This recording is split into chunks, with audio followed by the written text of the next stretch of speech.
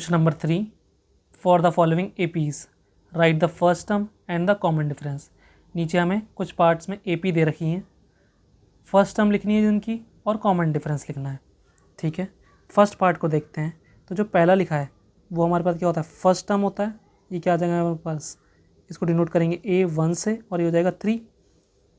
अब हमें क्या करना है, कैलकुलेट डी करना है। डी कैसे कैलकुलेट करते हैं, A2 माइनस A1 यानी second term minus first term. Second term हमारे पास कितनी है, 1 माइनस 3। इसको जब कैलकुलेट करेंगे तो आ जाएगा हमारे पास, इसके आगे कोई साइन नहीं, इसका मतलब प्लस है, ये माइनस है, प्लस माइनस माइनस। 3 में से 1 माइनस करेंगे तो आ जाएगा 2। 3 बड़ा है जिसके आगे माइनस का साइन है, इसलिए आएगा ये माइनस का साइन। डी आ गया हमारे पास माइनस का 2। इसी तरीके से हम सेकंड पार्ट देखते हैं। ये हमारे पास पहले जो लिखा है, ये क्या लिखा है, -5। तो इसी को हम फर्स्ट टर्म कहेंगे, A1 से डिनोट करेंगे, ये आ जाएगा -5। डी कैलकुलेट करेंगे यानी कॉमन डिफरेंस कैलकुलेट करेंगे, जो होता है A2 माइनस A1। A2 हमारे पास कितना है, -1। ये वाला माइनस फॉर्मूले से A1 हमारे पास कितना है, -5। यहाँ ब्रैकेट आएगा, इसे जब कैलकुलेट करेंगे तो हो जाएगा -1। ये हो जाएगा माइनस माइनस प्लस और ये हो जाएगा 5।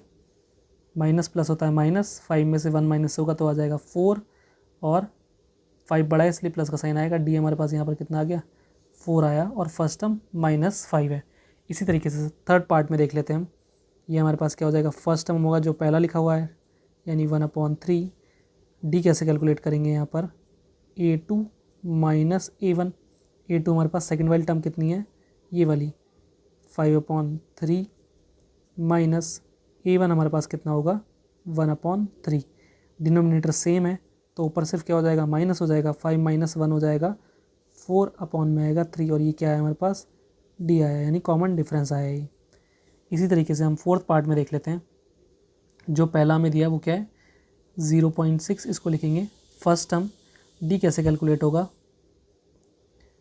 A2 minus A1। A2 यानी सेकेंड वाली टर्म हमारे पास कितनी है, 1.7। पीछे माइनस A1 यानी फर्स्ट टर्म 0.6। माइनस कर लेते हैं, इसको आ जाएगा 1.1। डी हमारे पास आ गया यहाँ पे 1.1।